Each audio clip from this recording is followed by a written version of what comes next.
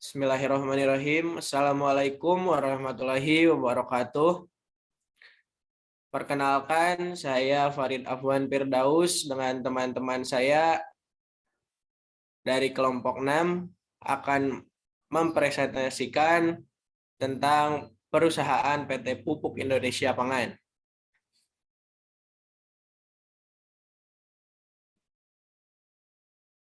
Anggota kelompok saya yaitu Amalia Putri, Fani Lutfiana, saya sendiri Farid Afwan Firdaus, Fauziah Jumna, Gina Natasha, dan Ratu Saskia. Materi pertama akan dibawakan oleh Fauziah. Kepada Fauziah, dipersilakan. Terima kasih moderator. Di sini saya akan menyampaikan mengenai latar belakang dan sumber modal. Yang pertama yaitu latar belakang pendirian badan usaha ini. Lahirnya PT Pupuk Indonesia Pangan merupakan kebijakan pemerintah demi menjaga kesinambungan program peningkatan produktivitas pertanian dalam bentuk korporasi. Maksud dan tujuan didirikannya perseroan adalah melakukan usaha di bidang perindustrian dan perdagangan di sektor pertanian yang komprehensif dalam rangka mendukung ketahanan pangan. Slide selanjutnya. Nah, yang kedua yaitu sumber modal yang diperoleh. Sumber modal dari PT Pupuk Indonesia Pangan berasal dari saham yang ditanamkan oleh para investor. Afiliasi perusahaan adalah hubungan PT Pupuk Indonesia Pangan dengan perusahaan atau anak perusahaan yang termasuk hubungan modal antara PT Pupuk Indonesia Pangan dengan pemegang saham yang memiliki sebagian sahamnya di perusahaan. Nah, berikut ini adalah pemegang saham PT Pupuk Indonesia Pangan, yaitu PT Pupuk Indonesia Persero sebesar 60%, PT Petrokimia Gresik sebesar 10%, PT Pupuk Kujang Cikampek 10%, PT Pupuk Sriwijaya Palembang 10%, dan PT Pupuk Kalimantan Timur 10%. Nah, untuk materi berikutnya akan disampaikan oleh Ratu Zaskia. Baik, terima kasih Zumba. Yaitu kegiatan badan usaha. Perseroan dapat melaksanakan kegiatan usaha utama sebagai berikut. Yang pertama yaitu perdagangan. Menyelenggarakan kegiatan distribusi dan perdagangan pada umumnya, termasuk ekspor, impor, lokal dan internasional, bahan baku, bahan penolong atau pembantu, peralatan produksi di bidang perpupukan, petrokimia, agrokimia, agroindustri, dan kimia lainnya. Yang kedua yaitu jasa pengelolaan perusahaan dan jasa konsultasi manajemen. Yang ketiga itu jasa lainnya yaitu melaksanakan studi penelitian, pendidikan, pengembangan, desain engineering, pengantongan atau basic station, konstruksi manajemen, pengoperasian, pabrik, perbaikan, reparasi, pemeliharaan konsultasi atau kecuali konsultasi bidang hukum, dan jasa teknisi lainnya dalam sektor industri pupuk petrokimia, industri kimia, pertanian, dan perkebunan. Kegiatan usaha lainnya adalah pengangkutan dan melaksanakan penugasan pemerintah sesuai dengan prinsip-prinsip pengelolaan perusahaan dan peraturan perundang-undangan. Materi selanjutnya akan dijelaskan oleh teman saya yaitu Fani.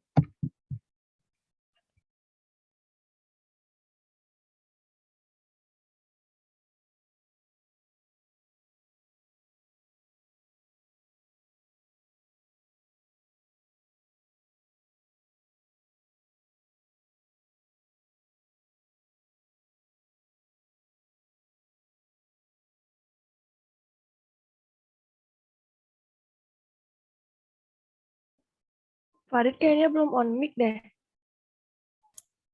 Baik, selanjutnya sumber daya manusia yang mengelola yaitu ada direktur utama, direktur keuangan, sekretaris perusahaan, satuan pengawas intern, agro solution dan produksi, pemasaran, keuangan, dan sumber daya manusia umum.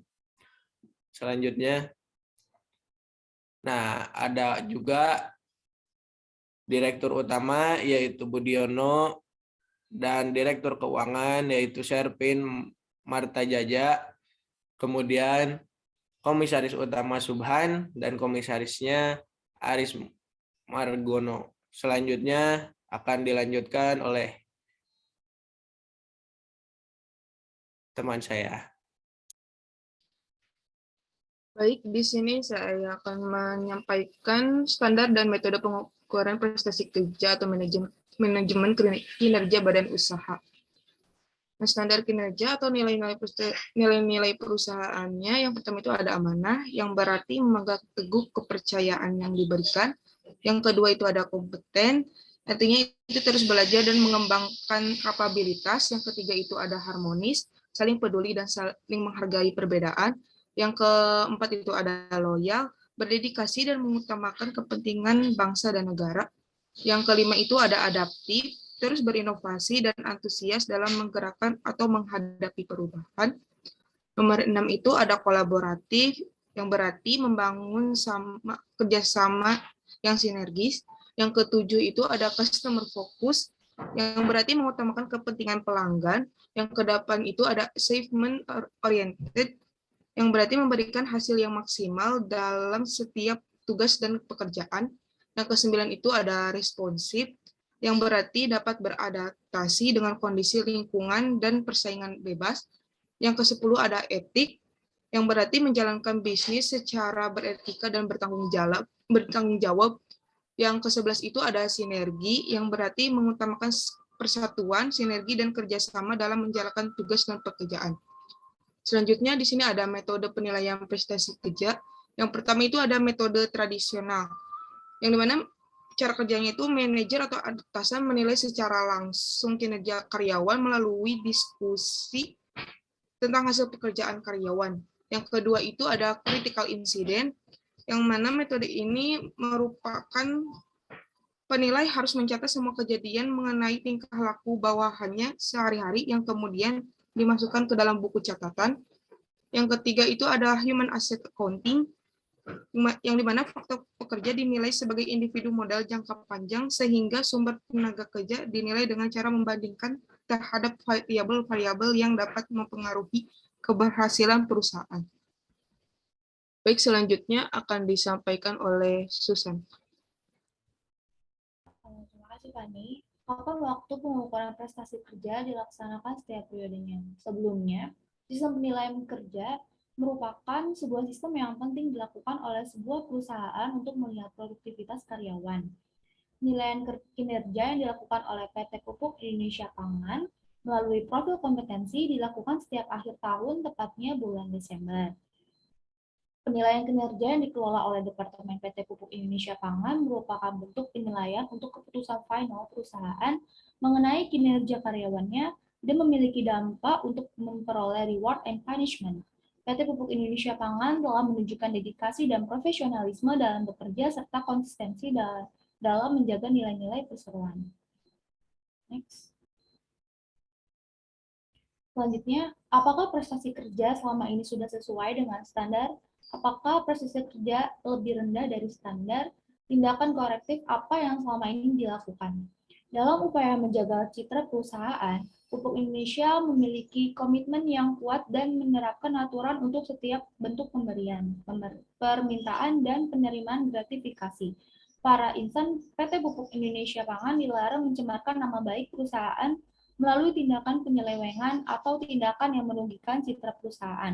Pelanggaran dari aturan ini dapat berakibat pada diberikannya sanksi oleh perusahaan mulai dari sanksi ringan sampai dengan sanksi berat.